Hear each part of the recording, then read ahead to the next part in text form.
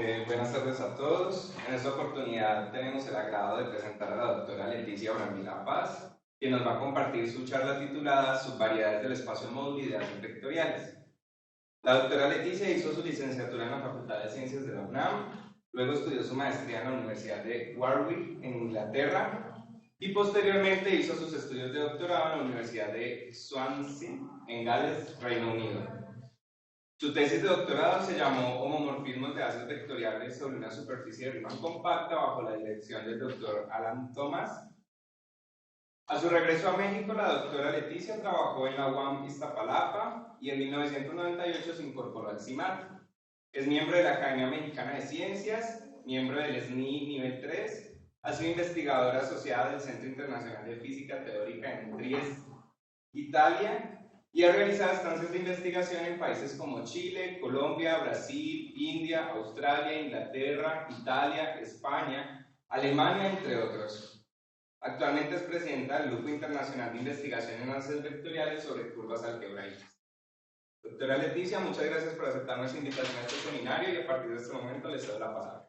Muchas gracias, gracias a los organizadores por invitarme y los felicito por organizar estos seminarios, que creo que son todos los alumnos en general.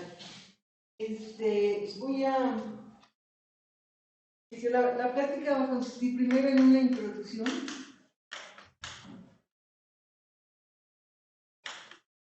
General, ¿sí? Digamos, como que voy a hablar de cosas muy globales, que para situar el problema, luego, ¿qué son espacios móviles?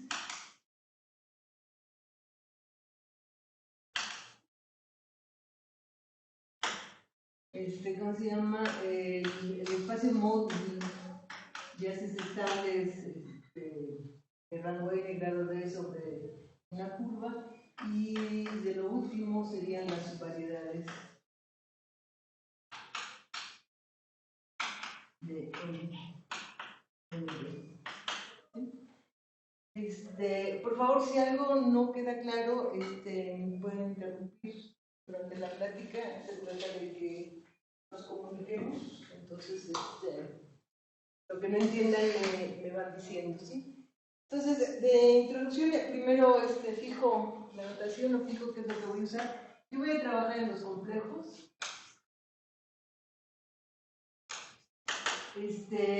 Mucho de lo que diga es válido para cualquier campo algebraicamente cerrado y de característica cero. Todo lo generaliza para cualquier campo de característica cero algebraicamente cerrado. ¿Sí? Cuando consideramos variedades complejas o analíticas, estamos todas las que conocemos muy bien, que localmente son como C a la n y se pegan, ya no funciones holomorfas, ¿no? Llamamos las variedades algebraicas, que son, ¿cómo se llama? El conjunto de ceros de ciertos números de polinomios, digamos, en un espacio afín a n. Entonces tenemos lo que son las variedades algebraicas y las variedades complejas. Sin embargo, tenemos el teorema de Chow, o lo que se llama el teorema de Gaga, que es la equivalencia entre la parte analítica, la parte compleja, con la parte algebraica, que nos dice que si tenemos una variedad algebraica, esto se llama proyectiva, entonces es una variedad algebraica, una variedad compleja, analítica. Hay una equivalencia entre esto, ¿no? Digamos, la categoría de gavillas analíticas y gavillas algebraicas es lo mismo.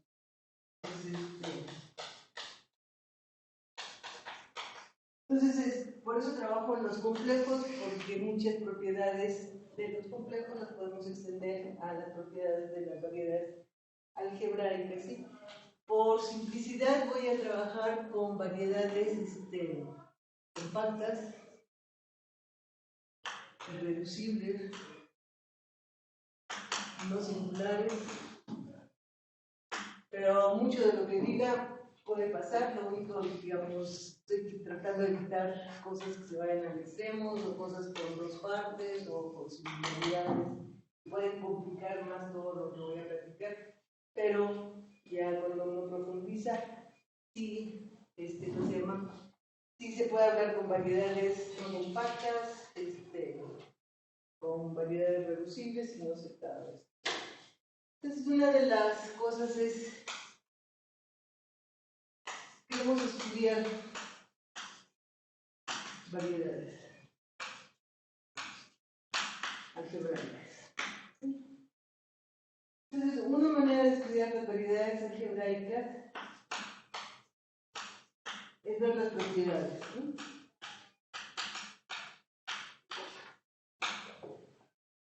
Digamos, es agarrar el objeto y verlo específicamente, ¿no? Desglosarlo, ver qué propiedades que tiene, ¿cómo se llama? ¿Qué se le puede sacar? ¿Sí? ¿Sí? Digamos, ¿cuáles son las propiedades que se están teniendo? Y, digamos, por ejemplo, ¿qué propiedades se conservan al tener isomorfismo? Si yo tengo variedades isomorfas, ¿qué es lo que se sigue preservando? O ¿cómo se llama? O si yo hago ciertas operaciones, se sigue preservando eso. Entonces es como que ver el objeto y analizarlo completamente, hacerle movimientos, hacerle simetrías o lo que quieran, y ver en qué consiste su objeto. ¿Sí? Entonces esa es una manera de estudiarlo. La otra manera es estudiarlos en familias. Digamos, por ejemplo, aquí podemos estudiar la curva y aquí estudiamos familias que nos llevan a tener a nuestro objeto dentro de esa familia. ¿Sí? Entonces, esto nos permite ese concepto de deformar. ¿Cómo estamos deformando? Aquí si teníamos esta curva, ¿cómo la podemos deformar? ¿O en qué la podemos deformar? Entonces, ya no es nada más ver el objeto y estudiar si tiene estas propiedades, sino cómo lo podemos deformar, qué podemos hacerlo, más grande, más chiquito, etcétera, ¿sí? Y la tercera manera es estudiando las categorías. Como objetos dentro de una categoría, ver qué pasa en esa categoría. Ahí como que es meter una herramienta más pesada para estudiar esto. Pero todas estas cosas son, digamos, son distintas áreas, distintas maneras de enfocar el estudio de estos. Entonces, por ejemplo, si tenemos una variedad algebraica no singular, tenemos la variedad y para cada punto tenemos su espacio tangente, ¿no? Entonces podemos definir lo que es el astangente, que todos ya conocen lo que es el astangente. Y entonces si tenemos la variedad, ¿sí? Directamente tenemos este as. Y si tenemos este as, tenemos también el dual, ¿sí? Sobre X. Y también podemos sacar el producto exterior de esto, y eso es lo que llamamos el as canónico sobre X, ¿no? Que nos queda una línea y todo eso. Entonces, nada más con el solo hecho de tener la variedad, tenemos esta información. Con esta información podemos, por ejemplo, definir una métrica.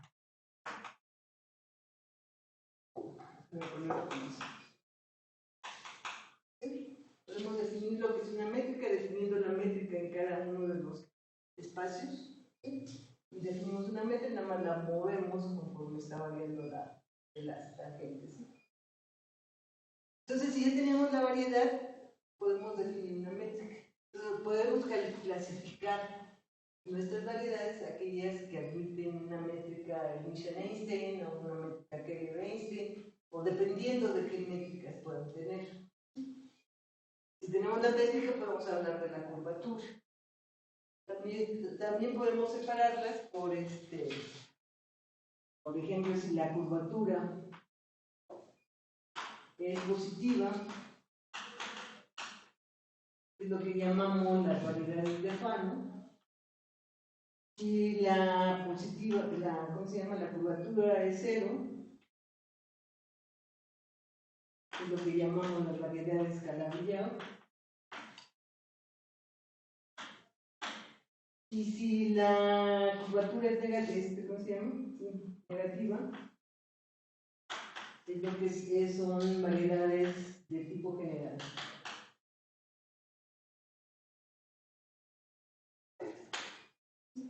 Entonces pusimos, de montar la variedad, hay una cosa que nos está diciendo, la puede separar. Entonces lo podemos especificar y queremos estudiar esto. Esto es como cuando consideraban el plano, la esfera o el círculo hiperbólico. Dependiendo de las curvaturas que tienen, tienen esto. Entonces aquí en geometría algebraica tenemos este tipo de variedades. La Fano, la Calabi-Yau, la de tipo general. Y digamos, eso también depende si el haz canónico tiene grado positivo o negativo o igual a cero, dependiendo de eso. Que eso lo pueden hacer nada más poniendo esto. Tenemos la variedad, forma natural del tangente, podemos definir una métrica. Y esa métrica puede tener muchas propiedades y empezamos a clasificarla teniendo esas propiedades o teniendo otras cosas. Nada más déjenme, por ejemplo, las Calabi-Yau.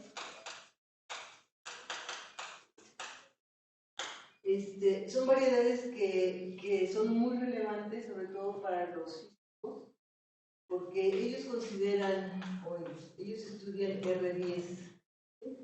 R10 consiste en R4, que son las 3 dimensiones con el tiempo, que son las 4 dimensiones, más una variedad Calabi-Yau de dimensión 3, sobre los complejos de dimensión 3. Entonces, para los físicos, estos son los espacios que están siendo relevantes. Entonces, por ejemplo, esta variedad, ¿qué es lo que van a poner? Ya son Calabi-Yau que tienen ciertas métricas, que tienen curvatura cero, lo que quieran, pero ¿cuántas hay? ¿Qué pueden poner? Y eso es lo que está explicando las estructuras del universo y todo eso, sí, sabiendo qué variedad está poniendo aquí. O si le cambian, o cuáles podrían poner aquí. ¿Sí? Entonces, en principio es una variedad compleja de dimensión 3, pero en particular es una Calabi-Yau. Entonces, estudiar todas esas cosas que lleva a estudiar estas variedades de Calabi-Yau, y no nada más la variedad de Calabi-Yau, sino lo que se llama la variedad de espejos.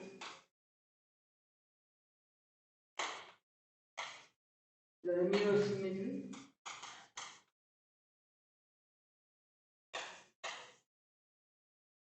No sé si lo hayan oído.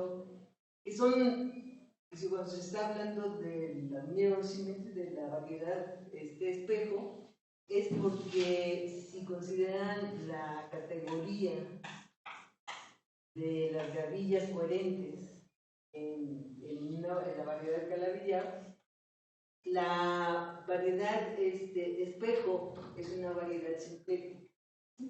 Y entonces ahí pueden calcular lo que es la categoría de Fukaya,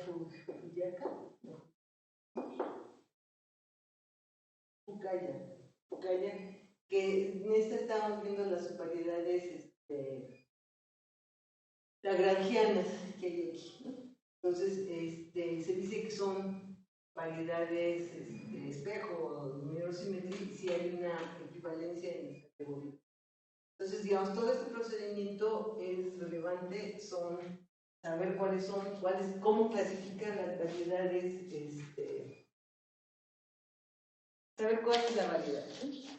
Entonces, para saber cuál es la variedad, tenemos otra manera de cómo podemos saber o cómo estudiamos nuestra variedad, considerando que sean birracionales.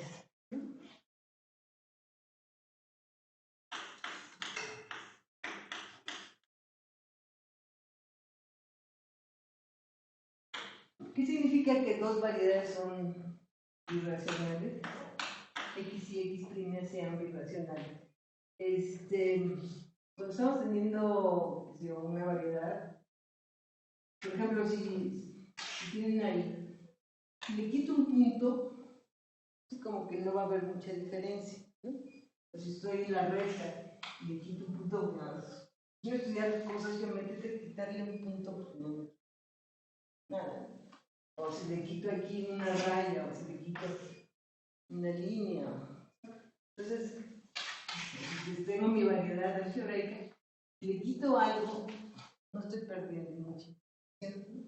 Es como que voy a decir que dos variedades son birracionales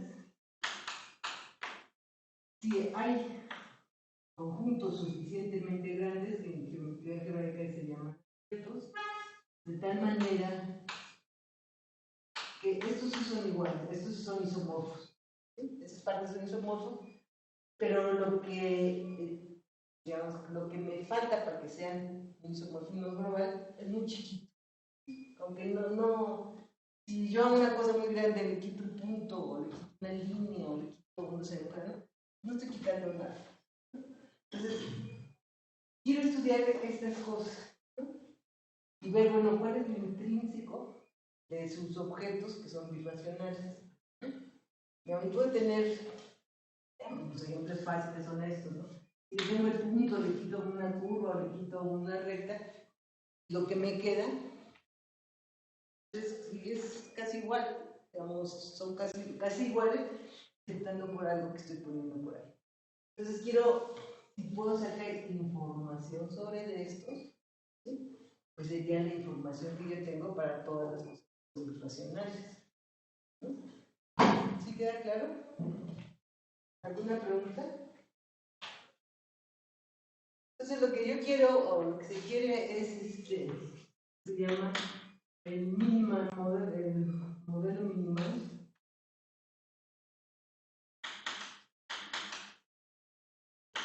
El modelo minimal que es, digamos, sería tener una variedad a la que si yo, no sé, le pongo una bolita, por ejemplo, le pongo algo, ya tengo otra variedad. Y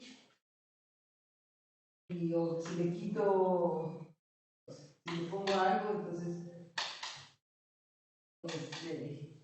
tengo otra cosa, y luego a esta si en vez de contraer esto le contrae otra cosa,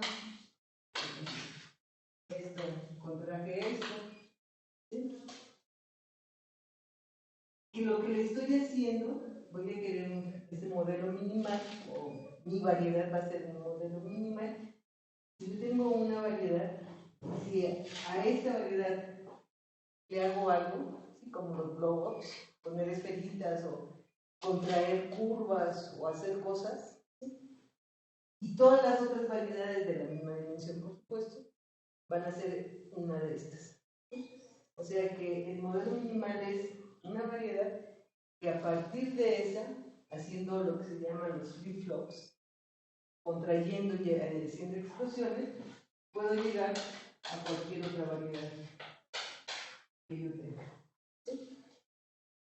Y si cuando estoy haciendo este tipo de operaciones, por ejemplo, si contraje una recta, pues no hace mucho, ¿no?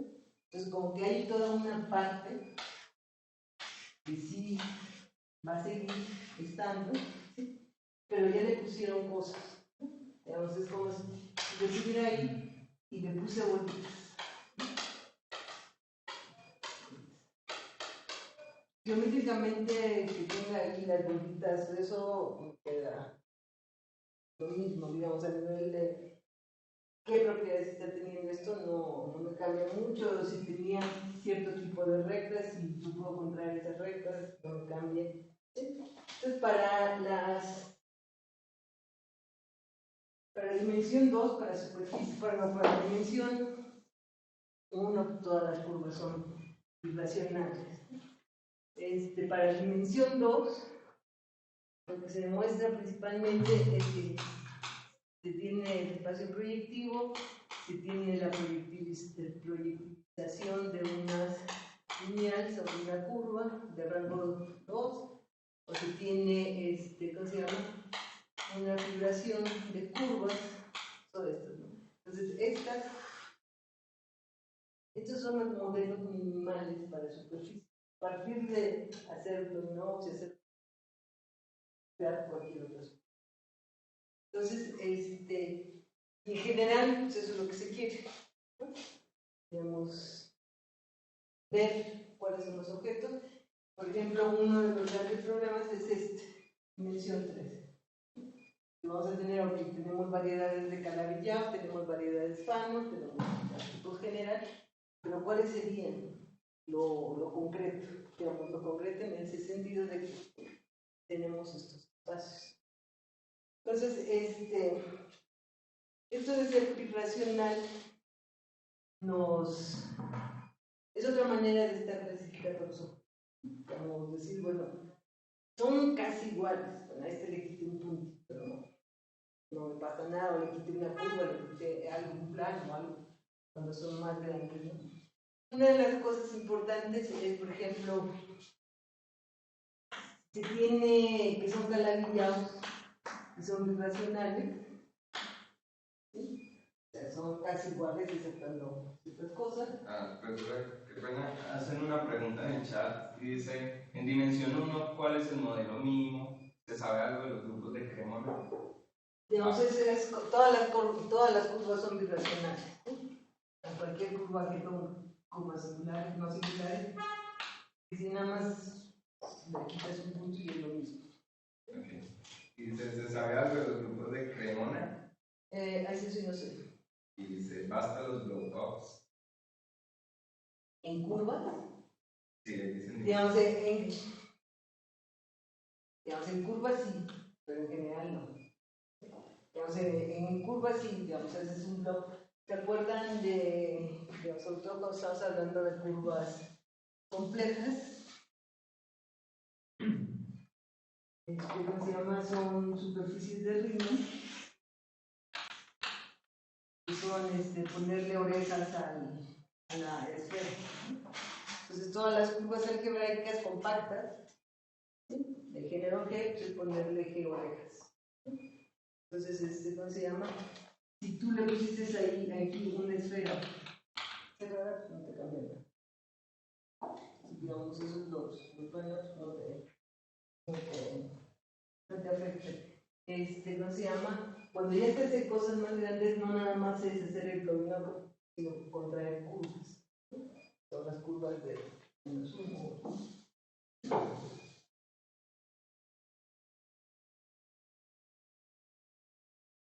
Ahí decía, aquí en las Calabi-Yau, si tienes dos curvas irracionales, ahí sí, la categoría derivada es equivalente a la categoría derivada de la otra variedad. ¿Sí? Si son Calabi-Yau.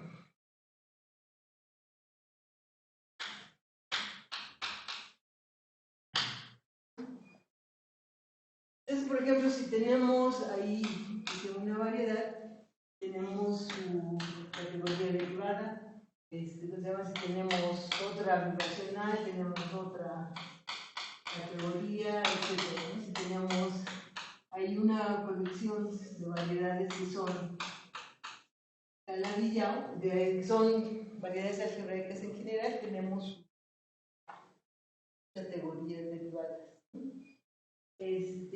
Una de las cosas que sí quiero que se acaba de mostrar es, hay cierta,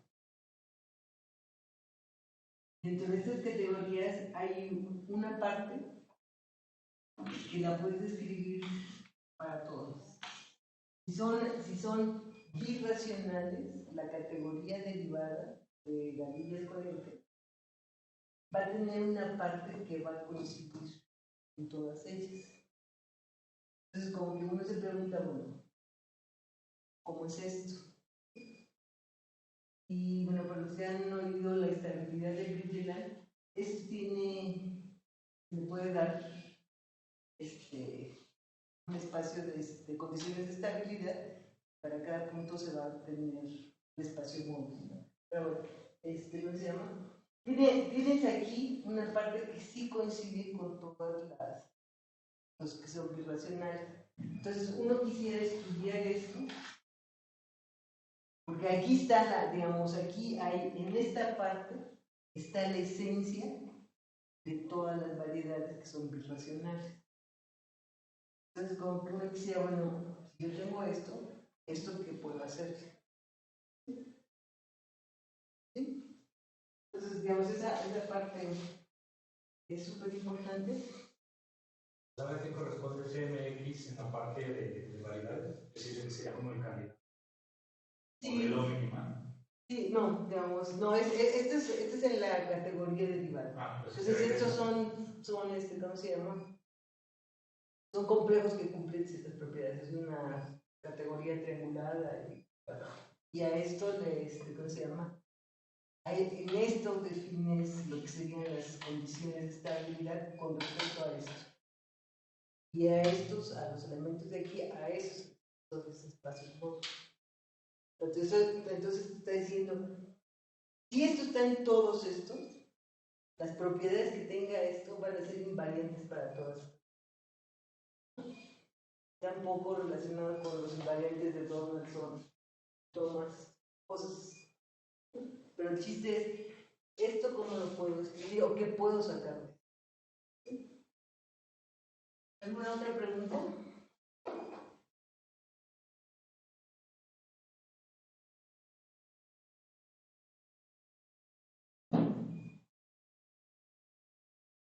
También tenemos otro tipo de clasificación.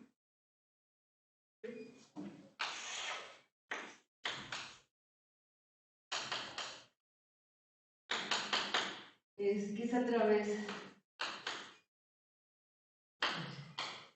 de la acción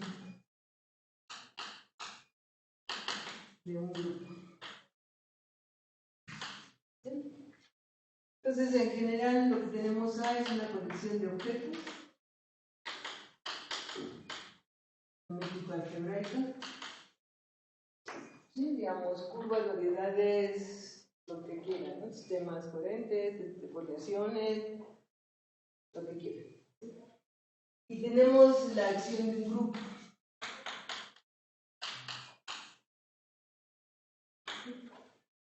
Y decimos que dos elementos son equivalentes y solo si existe la G, tal que de X es igual a X. Entonces, dada la acción de grupo, podemos definir una relación de equivalencia y lo que nos interesa es este espacio de las clases de equivalencia, darle una estructura, darle topología, una estructura de variedad, una estructura geométrica, déjame ponerlo. ¿Qué ganamos a la hora de darle una topología o una estructura? Cuando están teniendo una topología sabemos hablar de lo que son abiertos, son las vecindades. Entonces tenemos este concepto de vecindad, de abiertos. Podemos decir qué significa que un punto, un objeto, esté cerca de otro objeto. Estoy teniendo ahí dos objetos. ¿Qué significa que una foliación sea cercana a otra foliación? ¿Qué significa que una variedad sea cercana a otra variedad? O los objetos que nos hagan felices. ¿Qué significa que algo sea cercano al otro? ¿No? A la hora de que le damos topología a esto. ¿Sí? Entonces, como que, digamos, este conjunto, bueno, este espacio, ¿sí? Un elemento de aquí está representando las clases de equivalencia de algo, ¿no? Es un objeto. Por ejemplo, si está teniendo la Grassmanniana, el K-plane de un espacio B, es un punto aquí, nos representa un espacio vectorial. Entonces, a la hora que estamos considerando a un módulo de estos, los elementos nos están representando los objetos. Nos está representando todas las clases. Y al darle una topología, vamos a saber qué significa que esa clase está cercana. El objeto está cercano al otro objeto, ¿no? Y tenemos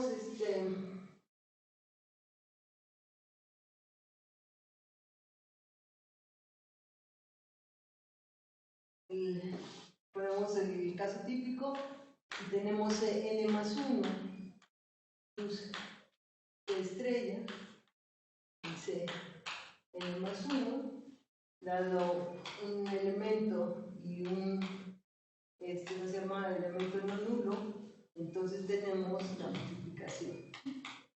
Entonces decimos X es equivalente a Y si existió una lambda en C estrella, de tal manera que lambda por X es igual a Y.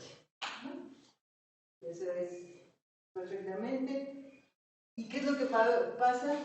Que si consideramos n más 1 módulo C estrella, esto no es un buen espacio. Esto no es un buen espacio.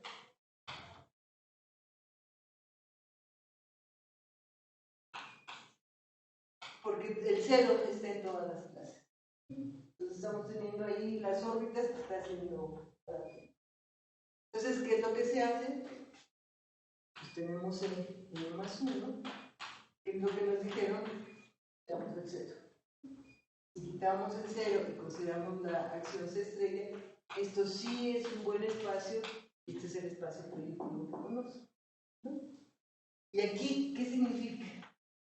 Si yo tomo un punto aquí, este punto me está representando, ¿qué es lo que sabe? Dado el punto es una recta. Y esa recta pues, es precisamente la órbita de esta acción.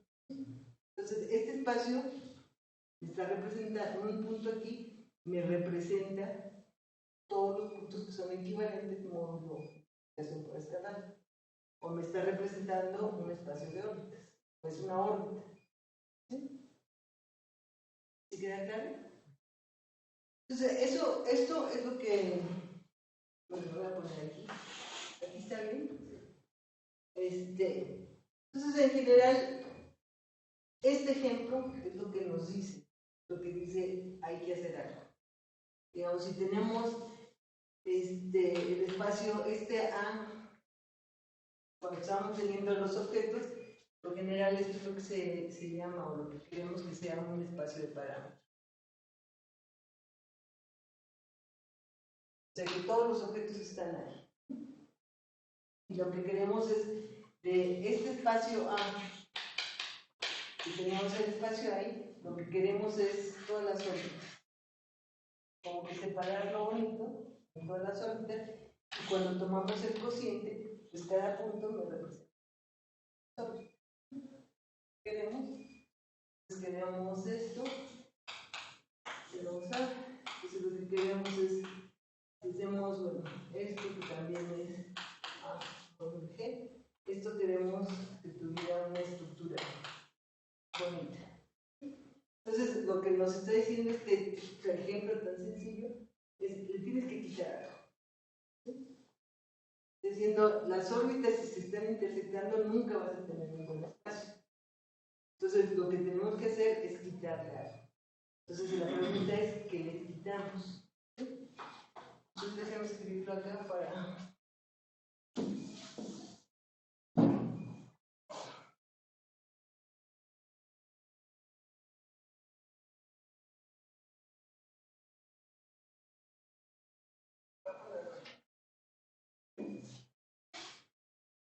Entonces tenemos nuestro espacio de parámetro, que están ahí todos los objetos que consideramos, la acción de un grupo, que con esta acción de grupo tenemos una relación de equivalencia. Lo que queremos es este espacio darle una estructura, porque ya no queremos considerar cada objeto, sino bueno, todos los objetos que son equivalentes, que nada más sean un punto. Entonces, en vez de tener todos ahí, bien, lo que queremos es, bueno, es todo, toda la obra. Entonces es lo que queremos. Y que esto nos diga, bueno, este punto está cerca de este punto, porque esta variedad está cerca de esta variedad. ¿Sí? Ahora ese objeto que estoy considerando está cerca del otro objeto que consideraba, ¿sí? Entonces lo que nos dice la teoría de invariantes geométricos, es la GIT por sus siglas en inglés, uno lo conoce como GIT, está diciendo, ok, tienes que quitar algo. Entonces, ¿qué es lo que vamos a quitar? Tenemos nuestro espacio A, el espacio de todos los parámetros, digamos el espacio parámetro donde están todos los objetos, y vamos a tomar una cosa técnica que se llama la polarización. Y utilizando esta polarización, nos dice, en este conjunto puedes definir lo que son los puntos estables, lo que son los puntos semiestables y lo que son los puntos inestables. Y vas a tener los puntos estables, los voy a denotar como AS, los puntos semiestables como ASS, los puntos inestables como IS.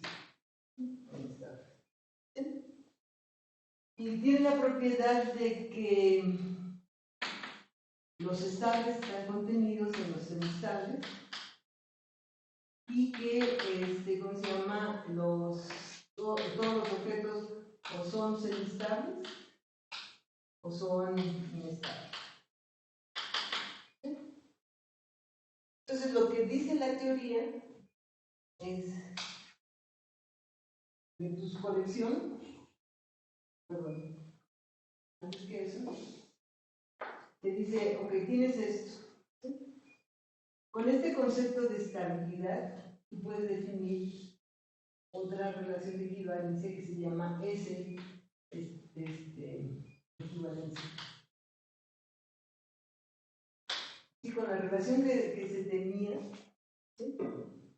Inducida por la acción del grupo, podemos extender esa relación de equivalencia a algo que se llama que sean S equivalentes, ¿sí? En los semiestables.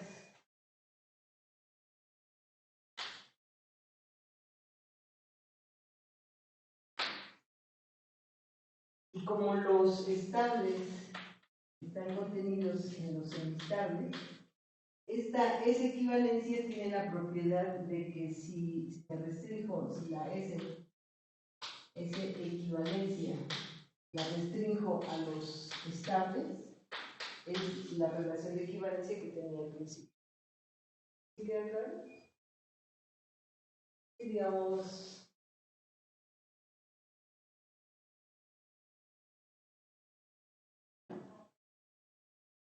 sí, yo tengo ahí mi conflicto. Entonces tengo los semiestables, aquí están los estables, aquí están los semiestables y los inestables. Entonces, en este conjunto yo defino otra relación de equivalencia, se llama la S equivalencia. Y yo quisiera, con esa equivalencia,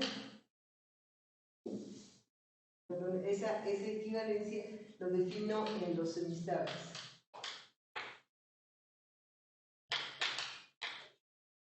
¿Sí? Entonces, en los semiestables aquí, yo defino una nueva relación de equivalencia. Y entonces lo que yo quiero es, ok, si yo al conjunto que tenía le quito los inestables,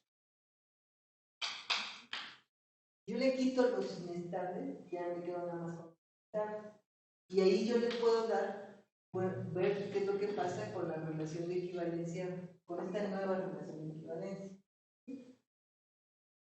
Y lo que es el gran teorema de GIT, que es Mumford el que crea toda la teoría, es que te dice esto es una variedad primitiva.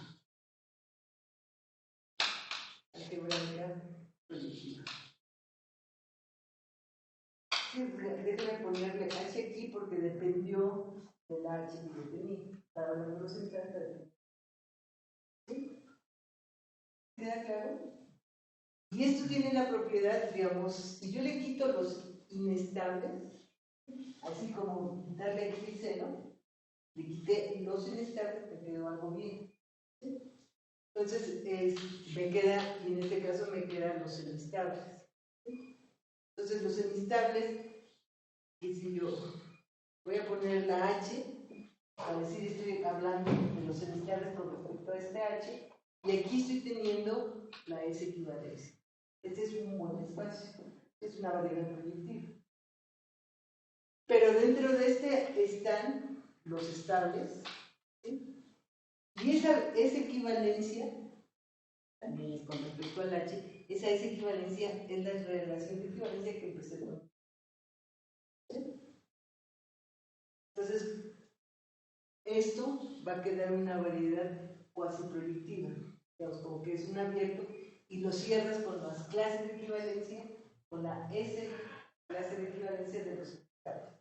Entonces, digamos, supongo que te quedó ahí un espacio bonito, este es el proyectivo, o este es el ASS H.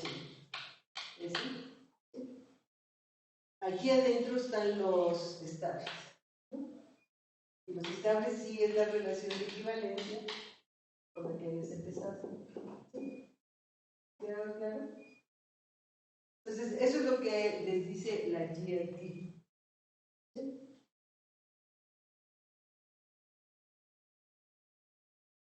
¿Alguna pregunta?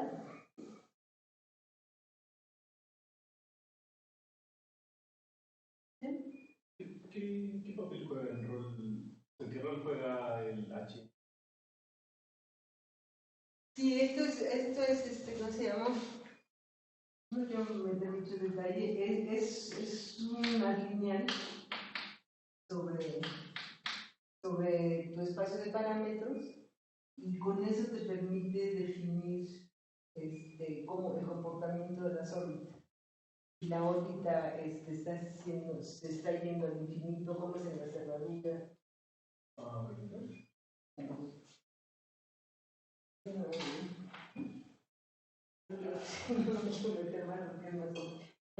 La dimensión de la órbita, la dimensión de la órbita es la dimensión del grupo, y es cerrada, entonces es estable. Entonces los semistables son cuando la cerradura contiene el cero, y eso las cosas las puedes ver viendo secciones de las líneas.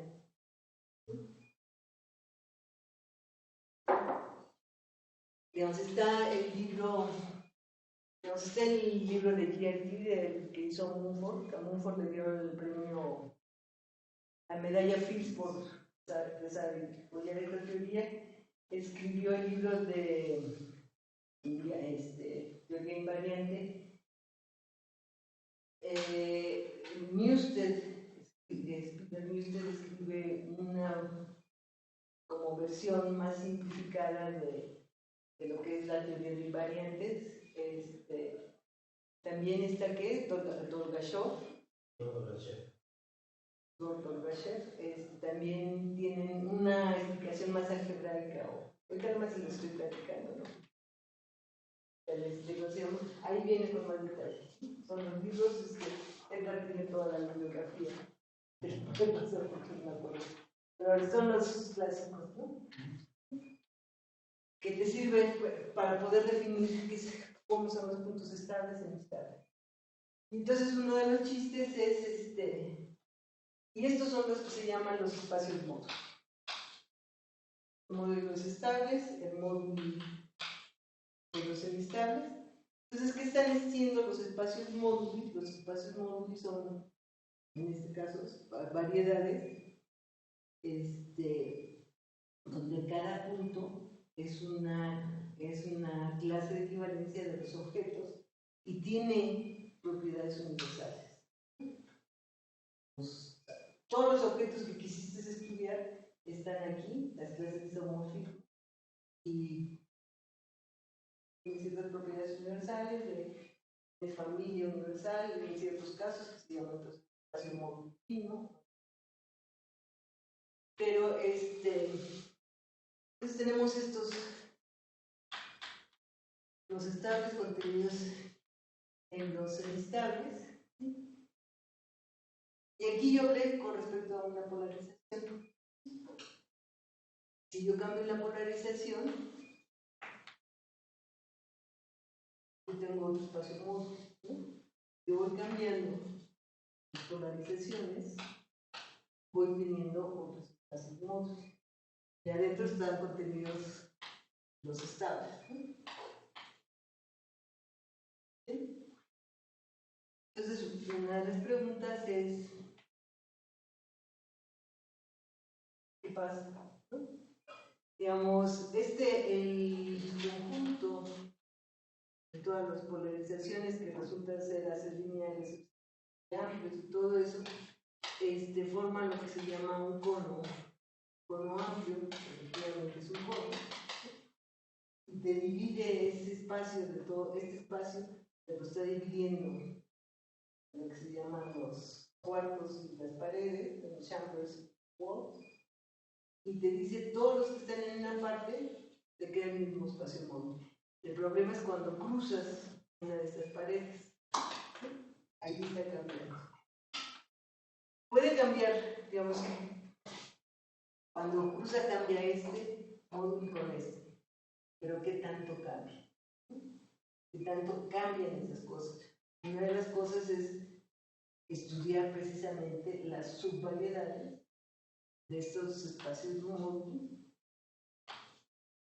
y ver si existe alguna que preserve en todo esto. ¿Sí? ¿Está claro?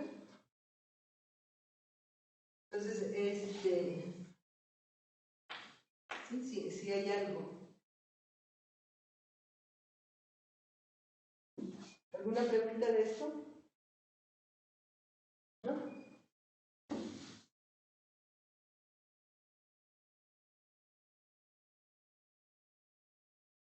Entonces, los espacios módulos que crean son completamente. ¿Cómo? Son completamente ajenos a esos espacios. Eso, digamos, pueden ser, pero a lo mejor hay algo. A lo mejor hay algo, digamos, que eso es un poco lo que se estudia, lo que se quisiera. Si hay un modelo minimal, que si le fuiste agregando cosas, cambias, ¿sabes? O le quitaste algo, cambias. Entonces, si hay algo, la pregunta es si existe algo que, siendo el flip-flops o expansión y contracción, recuperas todos estos. Entonces, ¿qué lo hacer? 10 minutos me quedan. Sí. ¿Sí? Ok, entonces,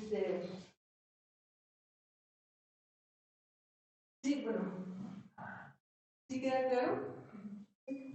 Ahora, yo lo que trabajo es en el espacio módulo de, bueno, este es el espacio módulo.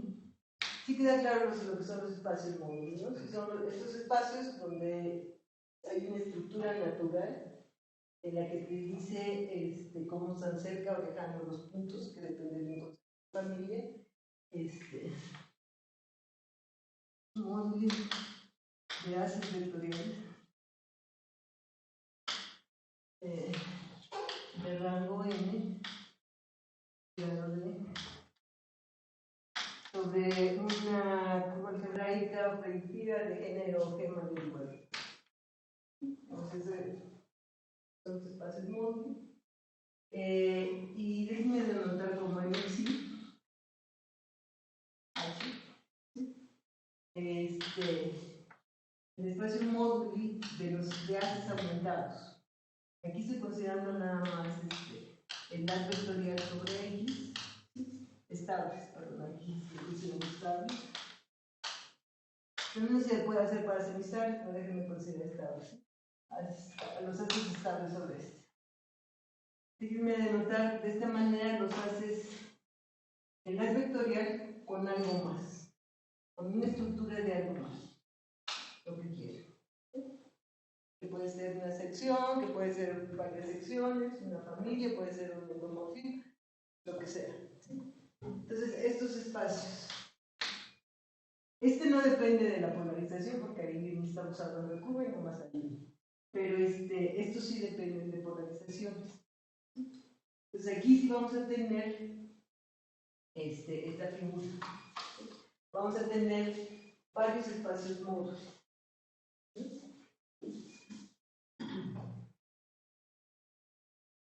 Y una de las cosas es, tenemos ahí varios espacios, y bueno, de los que conocemos, hay un H0, una polarización H0, donde el espacio módulo está relacionado con esto. Algunas veces es nada más, pues efectivamente está contenido, otras veces es igual, lo que.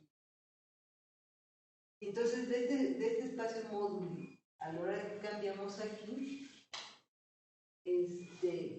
queremos estudiar cómo se comporta esto. Entonces, por ejemplo, el espacio módulo.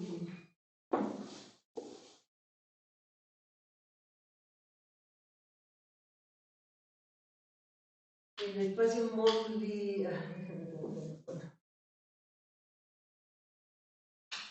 que se denota como GNDK. El espacio módulo, estos serían las parejas E, con esa B de más, donde B es un subespacio del espacio de secciones. Entonces esto se demuestra que son, ¿cómo se llama? Son espacios módulos que hay todo eso. Para hay unos parámetros. Aquí el espacio de estas H's la podemos ver como racionales positivos. Entonces está esto y se demuestra que cuando esto es muy chiquito, el espacio módulo está asociado aquí al espacio módulo.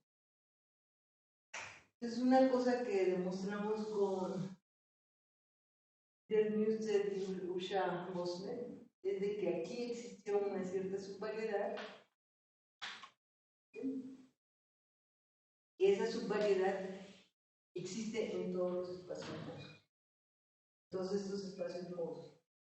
Y no nada más de que, bueno, fue esta subvariedad, sino que son abiertos aquí, entonces como que está cubriendo todo el espacio y pudimos describir qué es lo que pasa a la hora de ir cambiando, digamos, cómo se van cambiando y qué es lo que se reduce, qué es lo que se pone y no sé qué tal. Entonces, perdón, eso fue para cuando K es igual a N más 1. Entonces, lo que quisiéramos es qué pasa cuando K es mayor que N. Mayor. Entonces, ver si existen variedades que tienen esa propiedad, como que si hay una parte que nos completa. Entonces, estas variedades son las variedades de Green-Letter, las variedades de Green-Letter,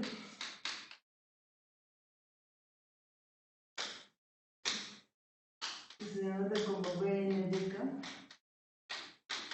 que son los ácidos vectoriales que son, bueno, semiestables y estables, de tal manera que tienen a lo más, digamos, en menos K secciones.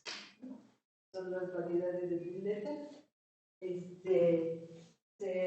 Son variedades determinantales en el sentido de que te dan los haces vectoriales sobre el espacio MD, y aquellas donde homomorfismo entre haces vectoriales tenga un cierto rango, va a ser la variedad de.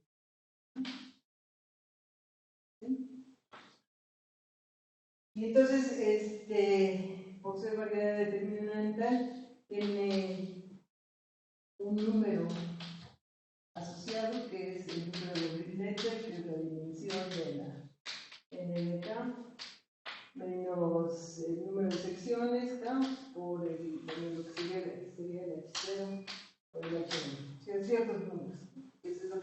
el número de Brilnetter. Y entonces, estudiar estas variedades, ¿qué significa estudiar estas variedades? Entonces, lo primero es, ¿para qué? N o G, N, K, estas variedades de Brilnetter.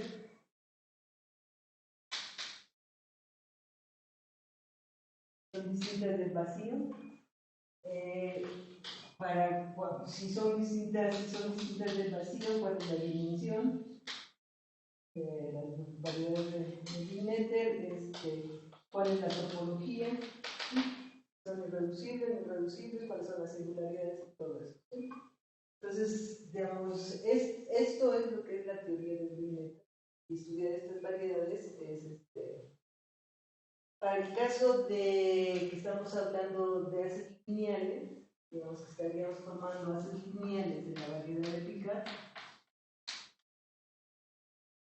De esto se sabe mucho, digamos, todas estas preguntas se saben. Hay muchos resultados que dependen de la curva, si la curva es general o la curva es de Petri, y hay otros que son para todos. Entonces, por ejemplo, si la curva es general y el número de Brilnetter es mayor que 0, entonces es no vacío. Pero para rango mayores, nada de lo que era conocido o salido para haces lineales se generaliza a haces vectoriales. Entonces uno estudia estas variedades, ¿sí?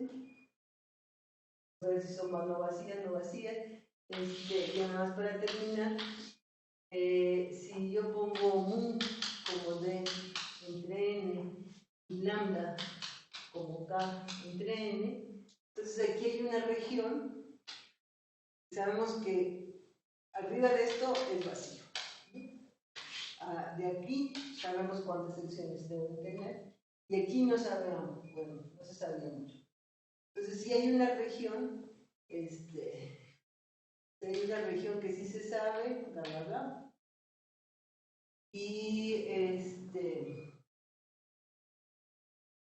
bueno, ahorita con ustedes mostramos que se puede aumentar esta región o tener una nueva región para saber esto, para saber cuándo no son estos.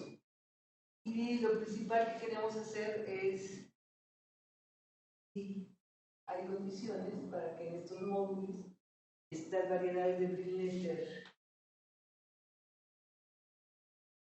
con K mayor que n más 1, ¿sí? También existen, también se preservan en todos los demás, sobre todo porque, por ejemplo, si estamos acá arriba, digamos, si estamos allá arriba y se demuestra que los módulos son irreducibles, entonces se demuestra la coca. Hay muchas consecuencias por todo eso. Entonces, lo que uno estudia son estas variedades del Brilnetter. Ya nada más para terminar, entonces, por ejemplo, tenemos unas que tiene un subhaz trivial, entonces este va a tener tantas secciones. Entonces uno estudia este tipo de extensiones, o si considera unas que está generado por secciones, se fija en el kernel y quisiera que tuviera tantas secciones a lo de actualizar.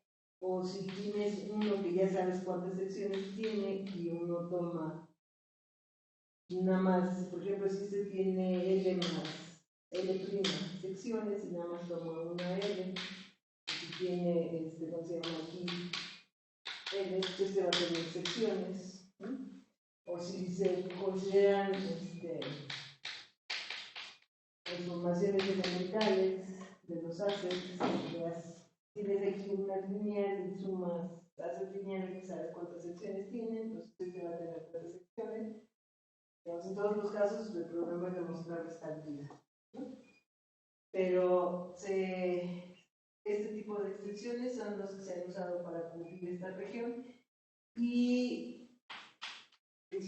hace años lo multiplicamos por una lineal y ahora lo estamos multiplicando por otro as estable.